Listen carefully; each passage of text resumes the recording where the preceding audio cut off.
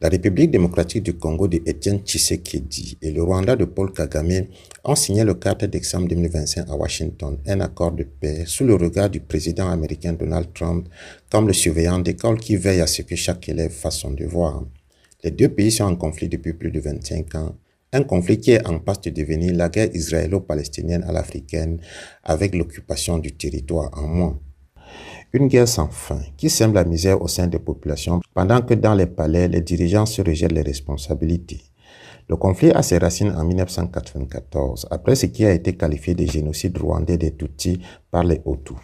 À cette époque, la République démocratique du Congo, appelée Zaïre, frontalier du Rwanda à l'est, accueille environ 1 million de réfugiés rwandais, principalement des Hutus, fuyant leur pays par crainte de représailles du Front patriotique rwandais FPR mené par Paul Kagame. Ce dernier avait renversé le régime de Juvenal Habyarimana, tué le 6 avril 1994 dans l'attentat contre son avion présidentiel, abattu par un missile à son arrivée à Kigali, événement déclencheur du génocide des Tutsis.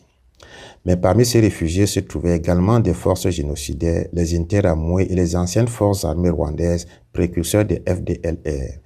Sous le prétexte de pourchasser les rebelles donc, le Rwanda intervient par 2 fois sur le territoire congolais dans les années 90-2000, durant la première et la deuxième guerre du Congo, mais apporte aussi au passage un soutien à des rébellions visant à renverser le pouvoir en place en RDC.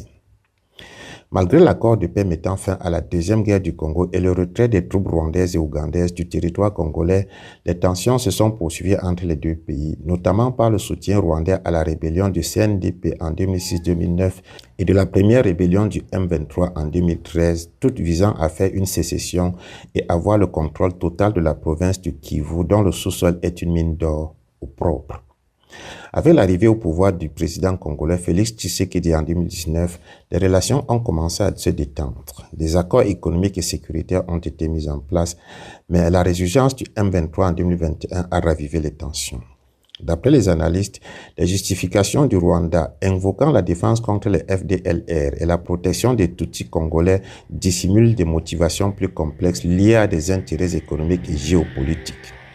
Depuis 2021, les interventions militaires de l'Ouganda et du Burundi en RDC ont exacerbé les préoccupations sécuritaires et économiques du Rwanda, incitant ce dernier à réaffirmer son influence régionale en appuyant le M23.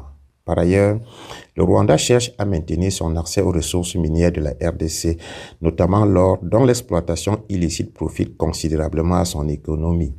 La faiblesse structurelle de l'État congolais, marquée par une instabilité politique réelle et une dépendance aux ressources minières, aggrave cette situation en permettant aux acteurs étrangers de tirer parti de l'instabilité.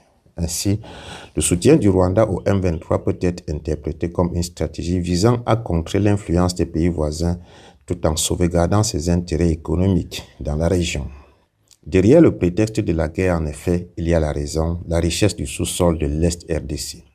C'est ce qui attise tous les appétits, pas du Rwanda seulement, qui selon d'autres analystes ne serait qu'un paravent, mais des puissances occidentales qui ont soutenu Kagame en 1994 pour liquider l'avion de son prédécesseur Juvenal et l'ont aidé à s'installer au pouvoir. Il est aujourd'hui adoubé par les mêmes qui n'hésitent pas à le vanter à l'occasion, tout en fermant les yeux sur les violations des droits de l'homme décriées. L'activisme de Donald Trump est dès lors assimilé à un désir de faire main basse sur les ressources naturelles d'autres pays. Il est dans la même logique en Ukraine, même comme l'Europe ne se comporte pas d'une manière différente. Les accords de paix signés entre la RDC et le Rwanda le 4 décembre 2025, baptisés Washington Accords for Peace and Stability, entièrement rédigés par l'administration Trump, ont les minéraux au cœur des préoccupations. L'objectif central est de réorganiser de manière transparente, formelle et contrôlée les chaînes d'approvisionnement en minerais critiques dans une région où ces ressources, étain, tantale, tungstène, niobium, or, lithium, alimentent depuis des décennies les économies informelles et les groupes armés.